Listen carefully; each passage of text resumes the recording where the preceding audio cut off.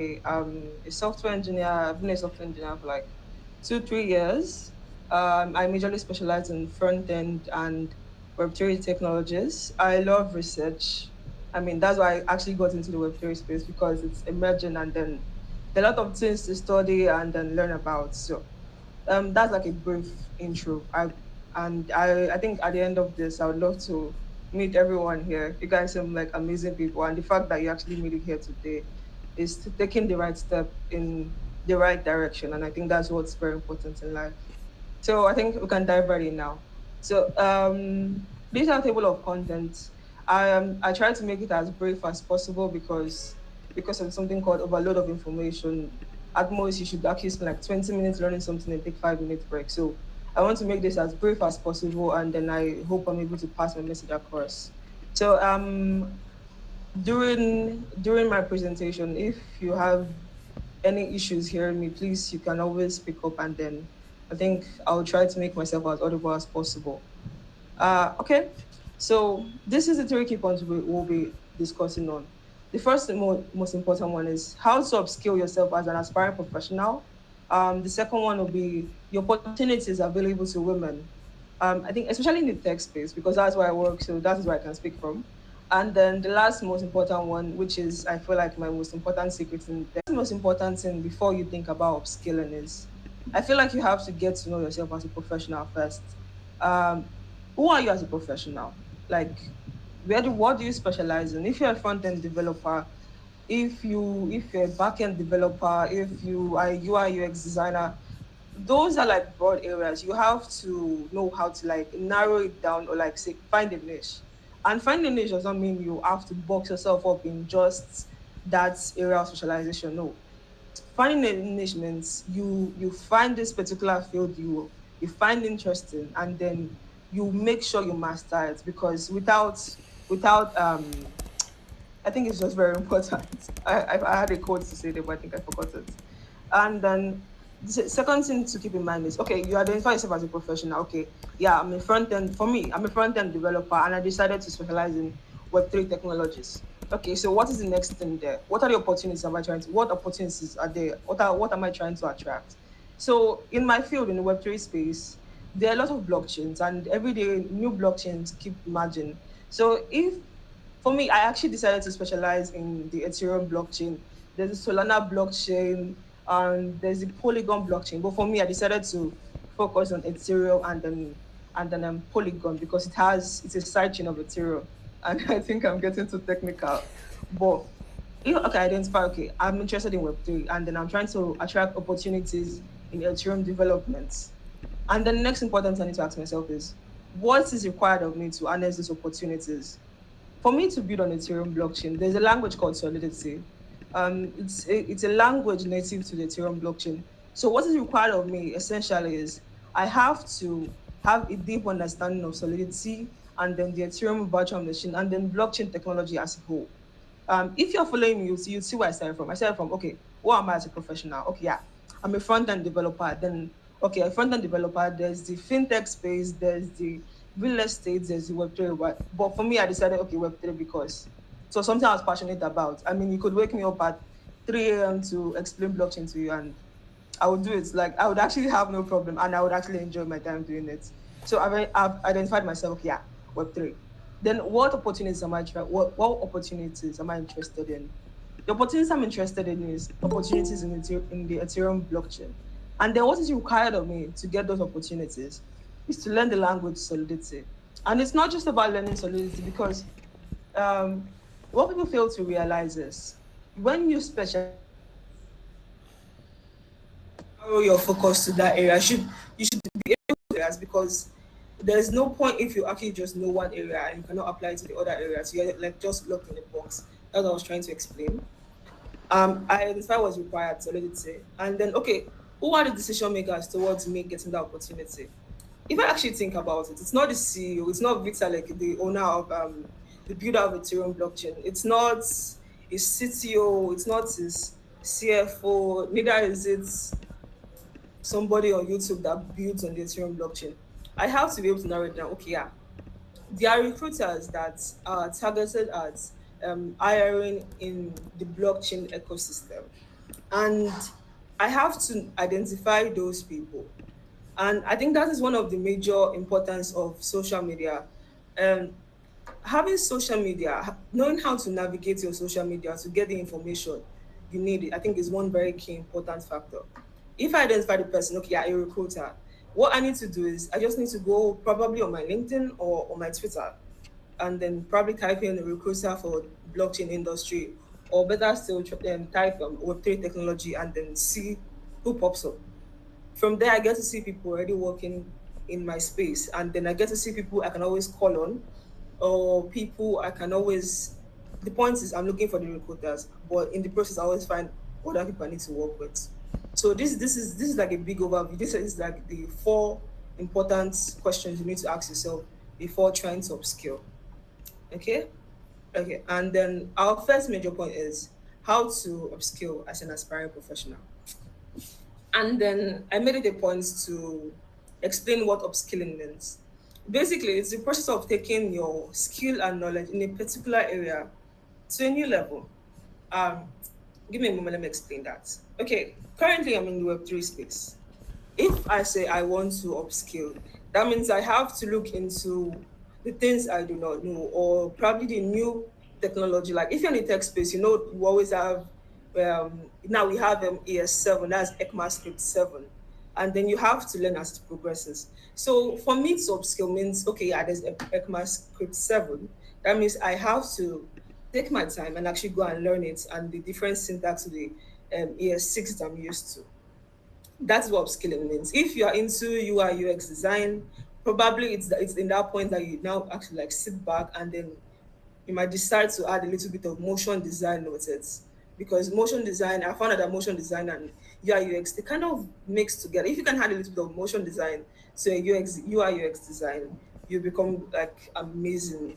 And I think I'm going too much because I think my major something I fell in love with of recent was VR technology. I went to this place and then the VR technology was amazing.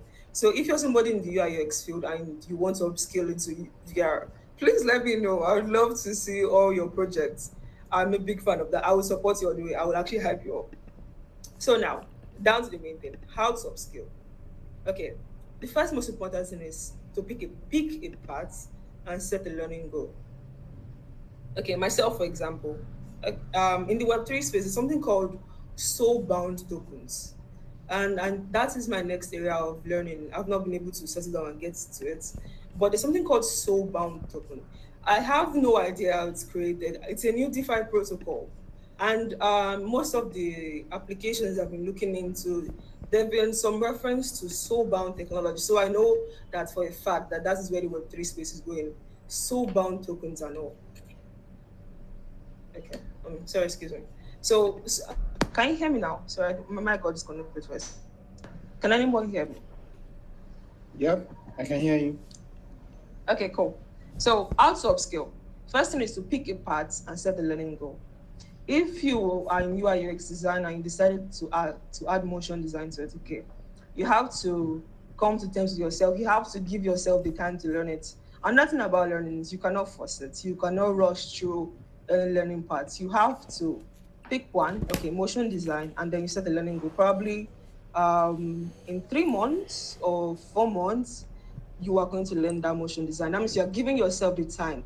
And mind you, while setting that learning goal, you have to make sure it is something that is feasible. You have to make sure you narrow it down to the every weekly contribution towards getting that knowledge. So you pick a part and you set the learning goal. Like for me, I could pick, okay, I want to learn about soul-bound tokens, and then because of my level of expertise, it probably take me like a month. So I decided, okay, yeah, I'm learning soul-bound token. Learning goal is I'm going to take a month to learn this, and then for every week, I could partition my learning to probably 2 hours, 2 hours a week, or like 1 hour in a day. That like you have to set it down to the specific 1 week or one day. When you pick the parts and you set the learning goal, next thing you need to do is you need to find an expert in that field. What I made reference to about finding recruiters on LinkedIn, it also applies here. So how do you find an expert in your field? These days, your social media, like I always make reference to, is like the most important hub of information. And there are a lot of misinformation out there and a lot of tutorial helps out there, but it's not meant for you to keep on searching and find that particular thing you're looking for. Like for me, I could just go on LinkedIn or Twitter and type in Web3 or blockchain technology, and then I would see people come up, I would see people post their work. What I need to do is I need to find an expert. That means I need to go through the person's profile. And most times when you go through their profile, you always find links to their other social medias or probably their portfolio or even their GitHub if you're a developer. What you need to do is find that person and then go through their previous work. Go through your portfolio. Your portfolio contains a lot of important projects they are proud of. And then when you go through all of those, you are able to assess your level of understanding in that field. Like right now, I would love to learn about soulbound tokens, like I was talking about. If I want to go on my LinkedIn, I'll go find a blockchain developer Like, and he's an expert. Okay, he has done this before. Okay, yeah. How did he implement it? That's what it means. Find an expert in that field. And then another most important thing is learn how to use common workspace tools. Okay, yeah. no, it's This one actually freezing like happened a to me. So problem. it's like a personal, this one actually happened to me. So if you've heard about Notion and you don't know how to use Notion, I would implore you to find out how to use Notion and then Slack, Skype and Teams, because those are common workspace too. So when I started working with Nethermind March this year, they were using Notion. It was like the hub for it's a database for every important meeting, discussion, and everything I needed to know. But I did not know how to use Notion. So it was quite tough, and I think I spent a week trying to navigate left, right, center, and it was just a lot. And I was like new on the job, and then there was the whole imposter syndrome and everything. So it was like a lot for me. So while you're trying to upskill yourself, this common workspace tools are very important. Even if you just take your time and then glance through them from time to time and then know how to use the interface. It's very important. Then my fourth point would be work on your soft skill, especially your presentation skill. Okay, it's enough that I know about this technology, but how do I tell people that actually know about this technology? Like, how do I let people know I'm a Web3 developer? Like, I could stand right here and I'm be telling you, okay, yeah, a blockchain is a decentralized database system of ledger technology. You would actually not understand what I'm trying to say, because that's what I call poor presentation, because I don't know my audience. I don't know, like, the people here. I don't know my audience. I don't know if they are professionals in the blockchain field. I don't know anything about them, or I don't even know how to present what I know. So that is very important, because that at that point where you're not able to present well, there's a form of blocking communication. And it's very important to know how to present. Like right now, what I did for this webinar, I tried to find out the people I was going to be talking to, and I tried to create a slide that would actually pass my message across as simple as I can, and I tried to make it as simple, because I'm not trying to bore anybody with a lot of technical terms. I just want to make it simple so I can pass my message across. So that is me making sure that at least I work on my presentation skill, because it's very, very important. Presentation always matters. And then my fifth point will be proper time management.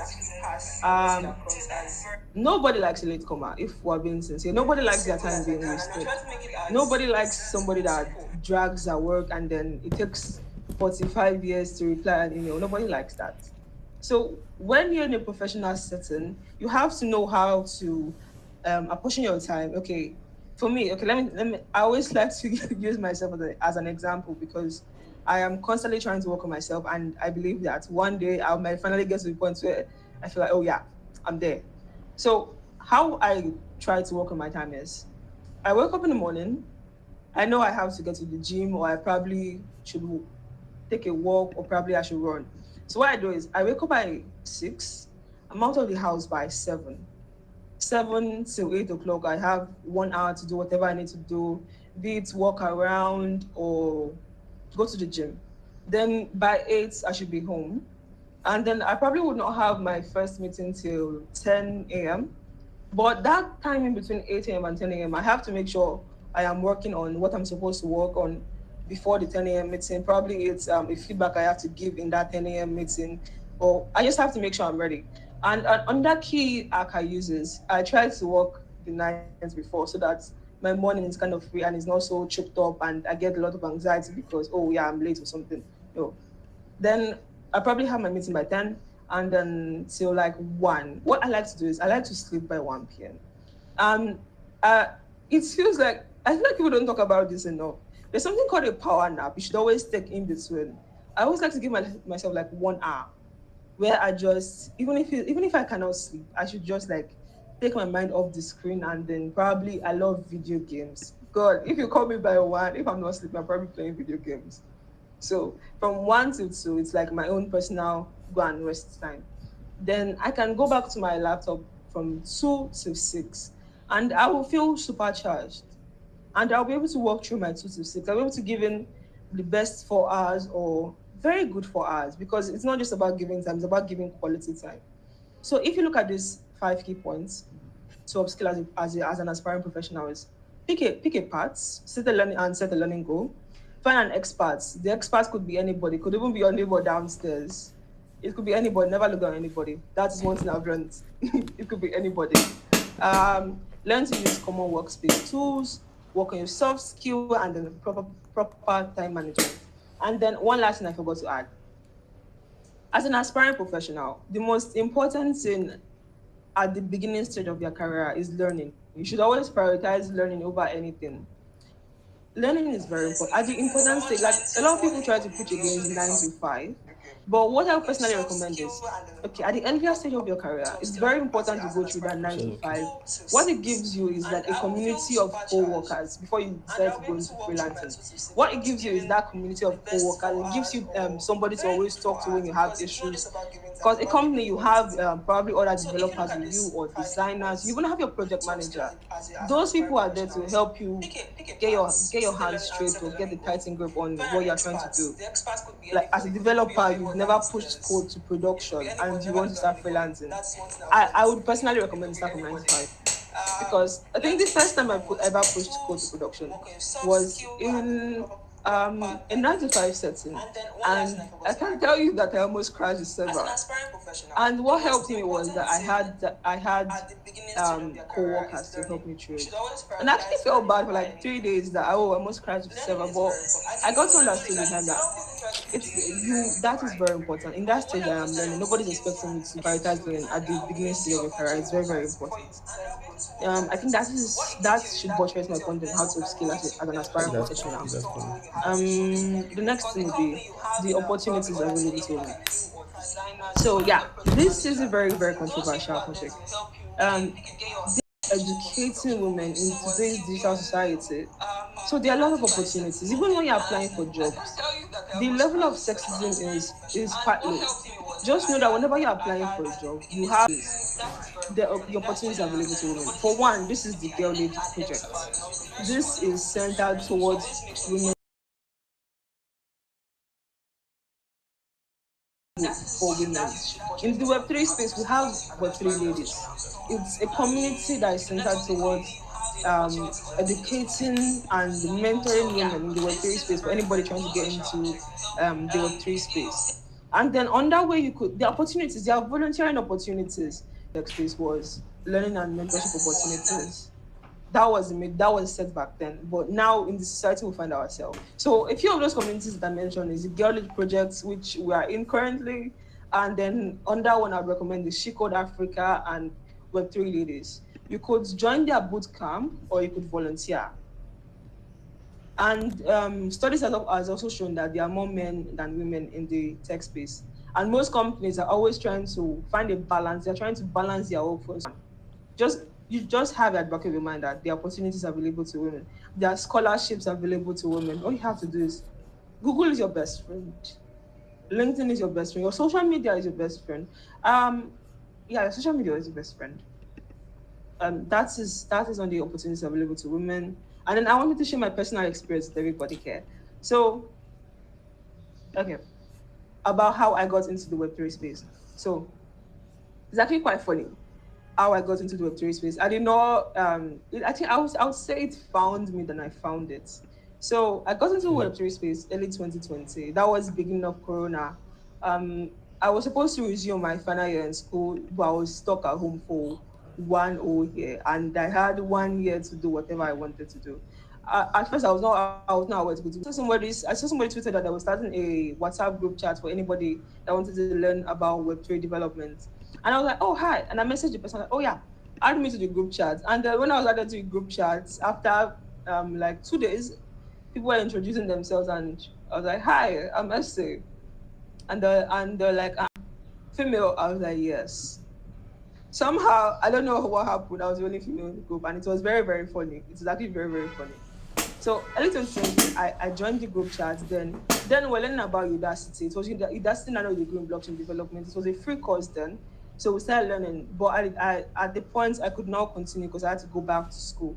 But even while in school, I was still trying to learn as much as I could because it was my final year and everything was trying to clash. So I found a course on Udemy as well. I started researching. I found courses on Udemy. I found them GitHub repos on learning Web3 development. From there, I learned about what the blockchain was. Then I went down to Ethereum development. I started learning Solidity. And then I almost learned Rust for Solana blockchain, but God helped me. I did not.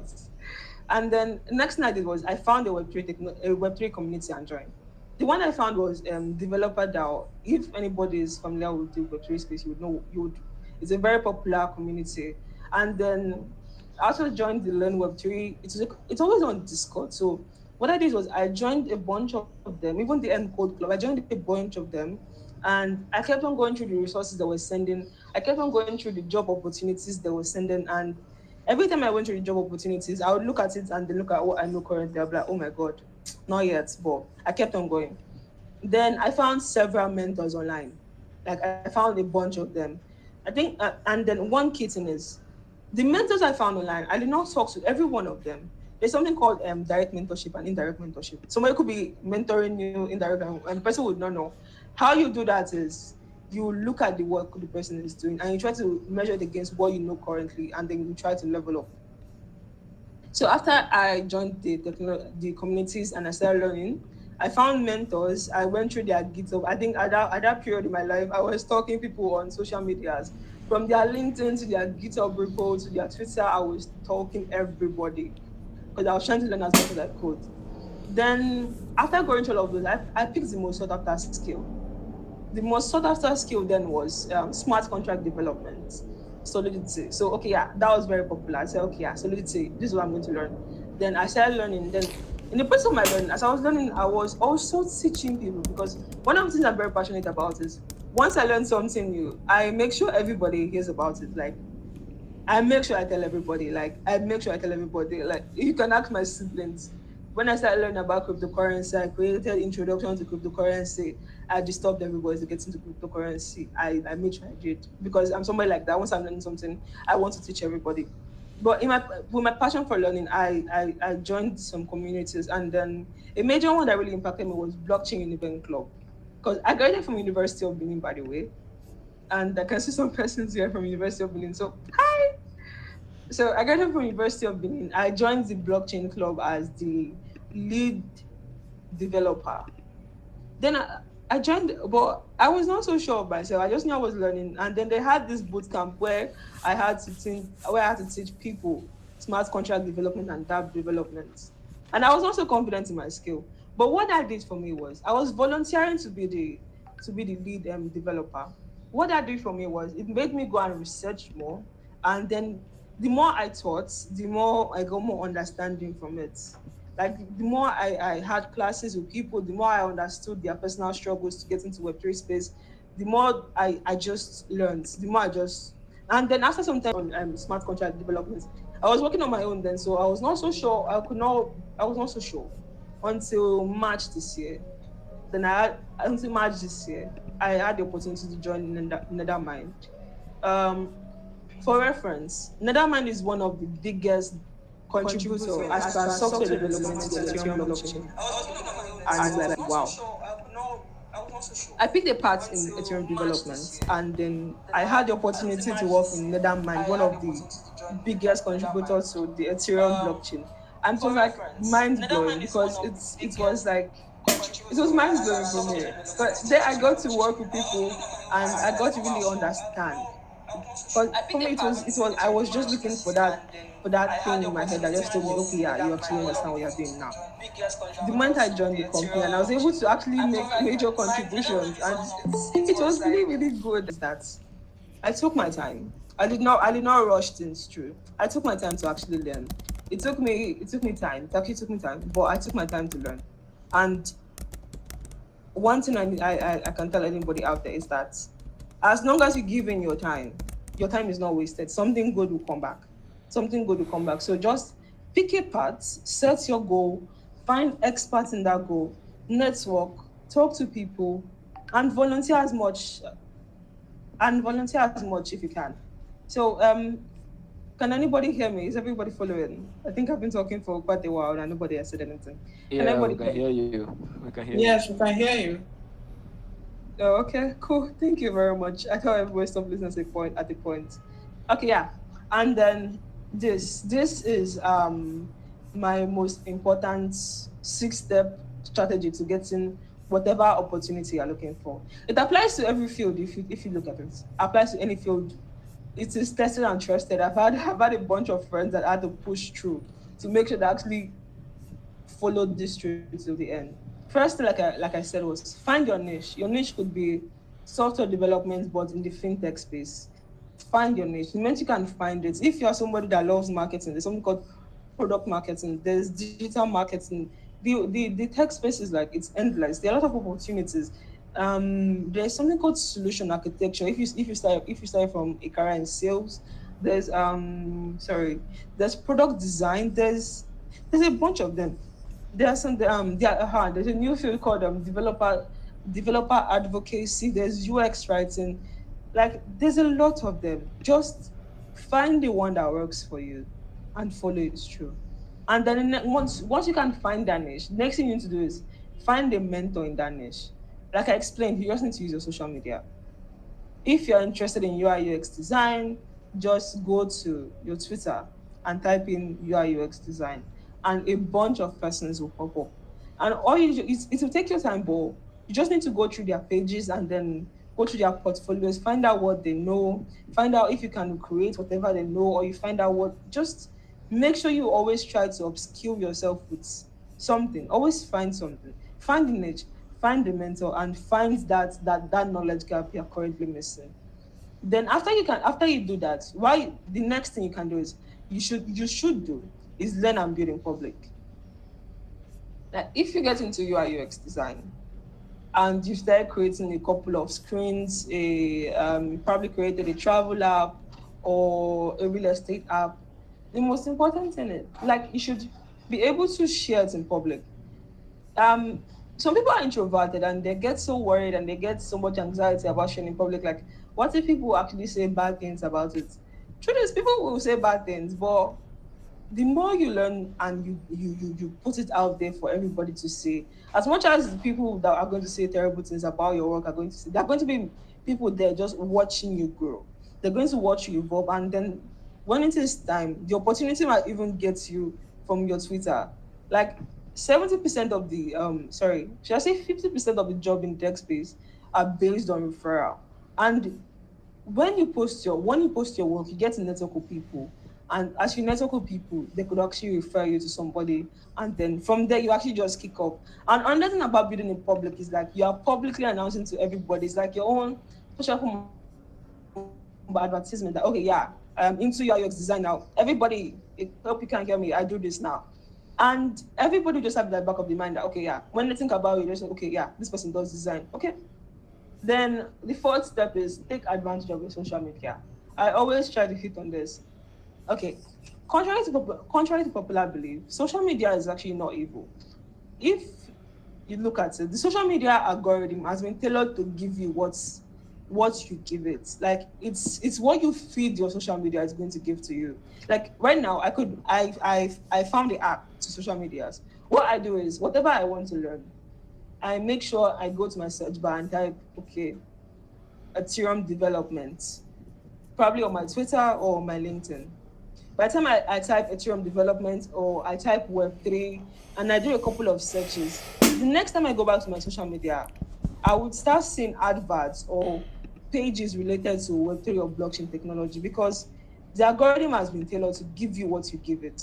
So if you're trying to go into probably digital marketing, all you have to do is probably go on your LinkedIn, type digital marketing, connect to some persons there, and the next time you open your LinkedIn, you probably start seeing more ads popping up about digital marketing. So that is how you take advantage of your social media. It is there to help you. It's not there to break you. It's there to help you. Then the fifth thing you need to do is fix your personal branding. And I think this is very important. Your personal branding is like your online presence. It's like your online communication to people that don't know you. When people stumble across your page, they're not going to make a phone call across to you and be like, oh, okay, hello, Israel, how are you? Are you into front-end development? And you're like, oh yeah, I'm into. No, nobody's going to do that, because your phone number is not there to begin with. First thing you do is fix your personal branding. Fix your personal branding has to include your online presence. Like if you go through my LinkedIn or my Twitter, or I'm not sure I've done my Facebook yet, but my LinkedIn, my Twitter, and then if you probably even have me on WhatsApp, you would know after like 1, 2, 3 posts that this person is a software engineer, because I always make sure to put out there that, okay, yeah, this is what I do. And my personal branding, even my bio, the first thing you say is, oh, I'm a software engineer. That is fixing your personal branding. It's very important in a space like this. It's very important that you fix it. It's very important that you're able to communicate your field to anybody that just stumbles across your page, because you might not get a second chance at impressing that person or informing that person. The person might actually just scroll through. But the moment you are able to put something of substance, they're like, okay, yeah, I'm a software engineer. It catches the person's attention, and the person's like, oh yeah, I want to see more. And the person goes to it. And then on fixing your personal branding, it's sometimes your social media. If you are trying to break into the tech space, one thing I try to let people know is that the internet never forgets.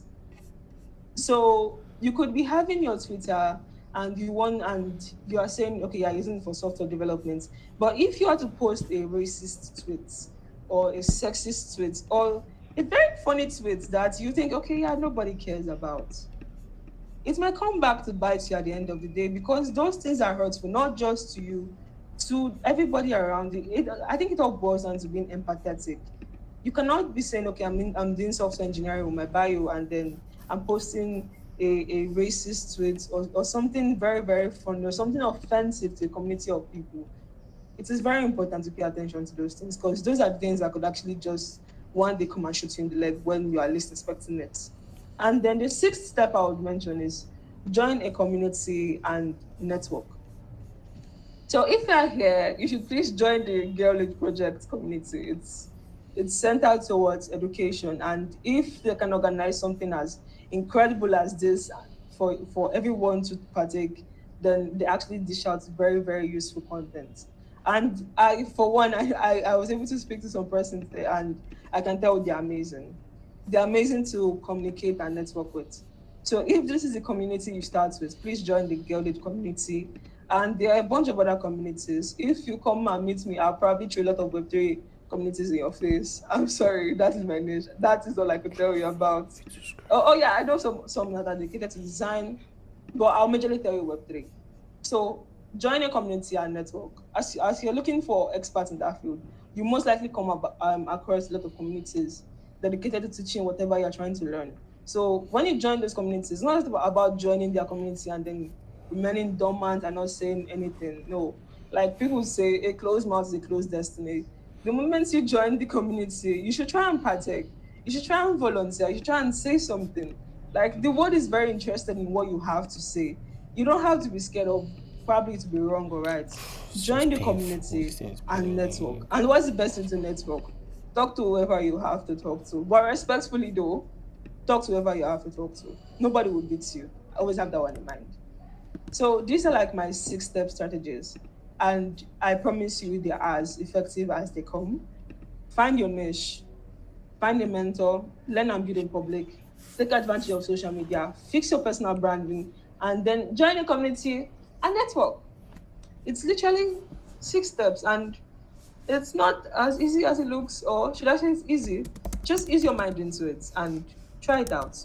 So as a form of like take home, I created like a template I like to call a personal SWOT analysis. What does this cover? This is like a personal feedback you have to give to yourself. It's like a personal accountable moment. Even if you take like 10 minutes or 20 minutes, no, I would recommend you take more than that actually. And do a personal SWOT analysis on yourself. Like be sincere with yourself. Consider your strengths, your weaknesses, the opportunities and threats. Your strengths for one could be that professional undergraduate days you've been presenting a lot. So those things are what I like to consider like your strengths, or probably a project that you've worked on. It could be like a group project that people just probably sat down and then created this amazing software or created this amazing business plan, or it could be anything really. Those are your strengths. Those are the things that make you stand out. Those are the things that builds that level of competence you have. And then when you want to consider your weaknesses, one thing I always tell people is do not be too hard on yourself. You should be accountable, but not too hard on yourself, because accountable means okay, you're being sincere to yourself. Okay, yeah, these are my weaknesses. But if you get too hard, you start listening to what I like to call the depression guy. Depression guy would actually tell you all the negative things about yourself, and you would actually just end up going to a state of depression. Meanwhile, what you are trying to deal with is actually something very small. So weaknesses could be, okay, yeah, I'm applying for a job, and a requirement of the job could be EVM or smart contract on, yeah, soul tokens, soul bound tokens that I'm yet to learn. So when I do this SWOT analysis, I have to be sincere with myself. Okay, yeah, this skill I don't have it, so it could be a weakness. But and one thing about weaknesses is you can always improve upon it. They're not there to kill you. They're just weaknesses that you can improve on. And then they could actually be bad habits. Probably you like to procrastinate a lot, or you have poor time management, or you're always late to somewhere. If you are somebody that's always identified as being late, like you are never on time, that is something that you should actually fix, because it's very important. Nobody likes their time being wasted. Then the third one is opportunities. Opportunities, significant. It could be significant changes or advancement in your field. Um, for my field, it could be probably a new technology I need to learn. It could be a new framework. It could be I have to learn Angular JS, or I need to learn Vue, or I started learning Vue. I majorly built a React JS, but then I realized that there was an advancement in my field, which was Next JS. So I'm not an expert in it, but I made sure I took my time to actually go and look at it. So if right now if you was asking me to build an app with Next.js, I'm quite comfortable I'll be able to do that, because I identified that opportunity as a trend, as an improvement in my field, and I decided to actually go and learn about it. Another opportunity could be learning and networking events. Learning and networking events could be in person, and then it could be digital right now. Like I can see a bunch of persons on this call, and then they are here, and then after the meeting, you can always network with them and like say hi, and it's very good to network. We're learning right now. When we're done, and you can actually network. It's very important to actually know people. And then traits, which is the last one. So these traits could be like your personal traits. Like for me, I had severe social anxiety, and I was very, very introverted. So the first year of my career, I think I had a lot of issues trying to like network with people, because I actually found out like probably I was being awkward or something. And I found out because I was very introverted. But now that I understand the kind of person I am, I'm able to navigate better. I just know how to navigate better. So your introvertedness could be actually harming your career, because it's not allowing you to network for anything. And then there could be obstacles preventing you from achieving your goal. Everybody has their personal struggle. So you just have to be able to identify those things. When you're done with personal SWOT analysis, you can decide to talk to anybody. Okay, yeah, I'm always available. We could always look at it together, and then we could always find a way around it. The GirlLEAD community is always there to help you. If you can take out time to actually perform this SWOT analysis and you need help navigating afterwards, I'm always available. Thank you for listening. I think we've come to the end. So thank you for listening. All right, thank you very, very much. That was wonderful. Uh, so if you have questions, you can type it on the comment section, or just raise up your hands. raise your hand to signify, and then I'll let you speak. I know we have lots of questions and we've learned a lot.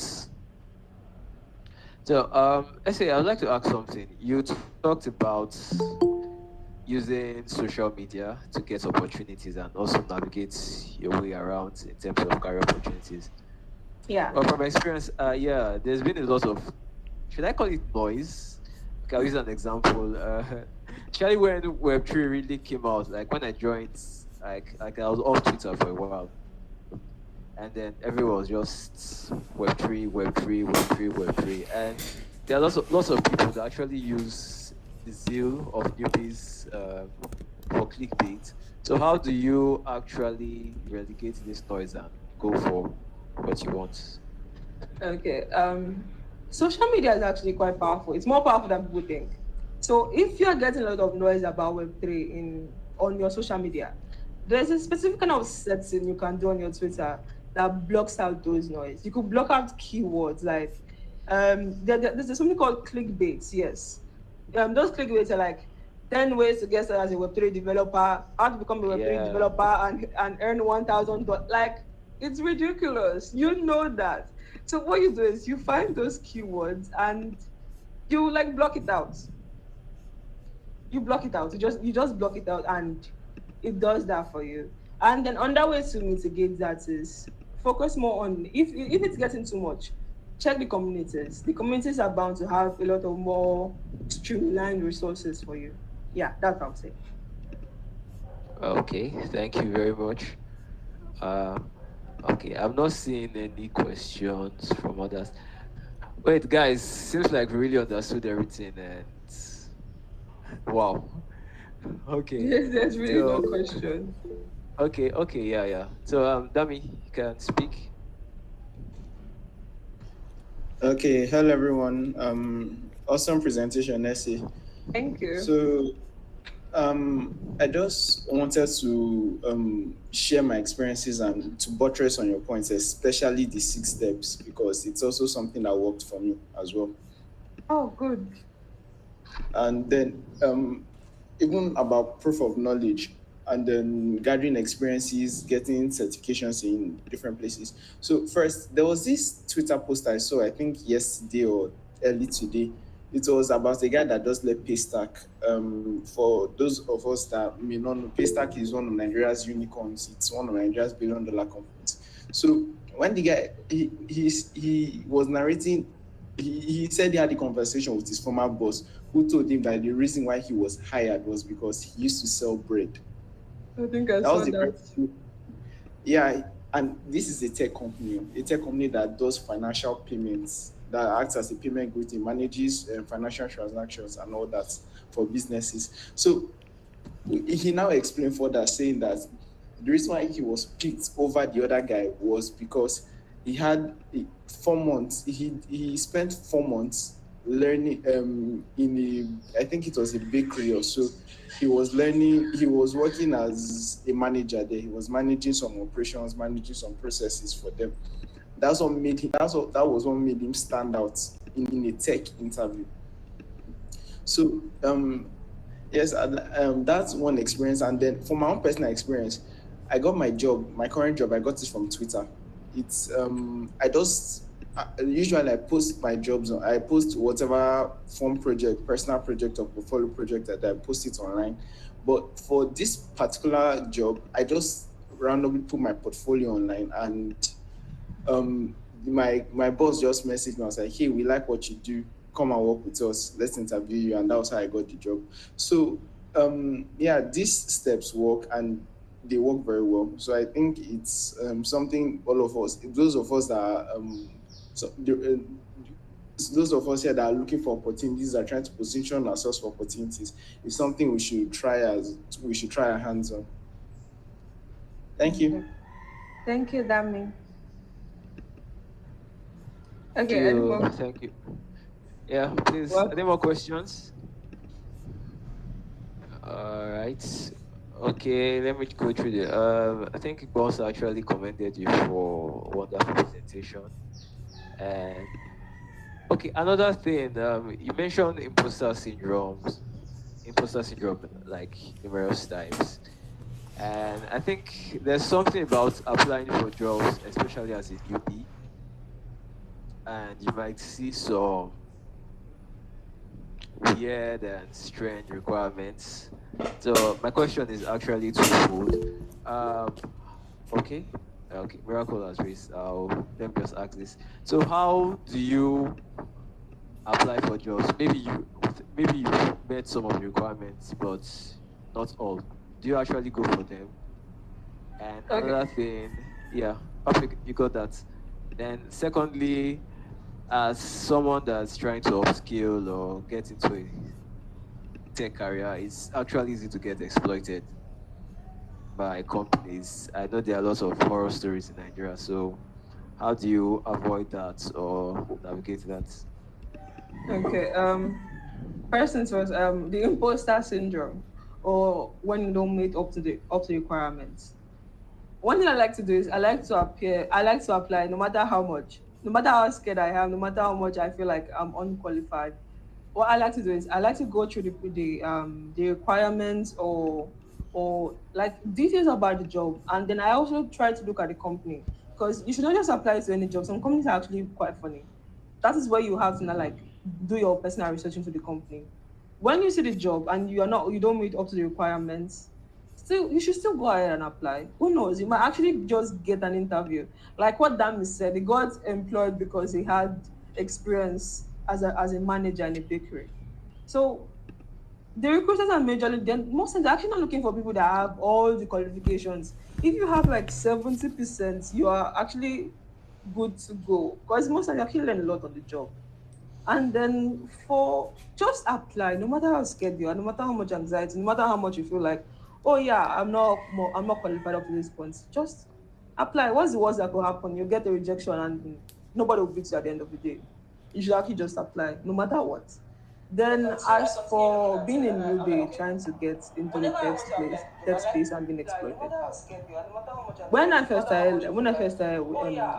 graduated from Uniben, my first job was a front-end developer, and I was paid 30K per month. I was told that it was because I was just starting out, and then probably I was on probation and I should just like stick it through. And sincerely, I did that job for like 3 months. Yeah, I did for 3 months. Because what I majorly focused on was the fact that I could learn. And although these companies, they are trying to exploit you and all, you should just be careful and make sure you prioritize learning. Even if they are paying you 10K per month, if you get to learn something tangible and valuable from that job experience, why not? The money is not the priority at the beginning. The priority is your learning. So to them, to the company, they might be exploiting you and they might be having a good laugh behind the scene that, oh, ha ha ha ha, I'm underpaying this person. But as long as you are as long as you are focused and you learn what you have to learn, if you're supposed to spend 6 months on the job being underpaid, you would actually spend like 2, 3 months and you'll be out, and you would have gotten the knowledge you need to move on ahead. So as a newbie, it might be rocky, it might be amazing at the beginning, but make sure you're learning. That's what that matters. All right. Thank you.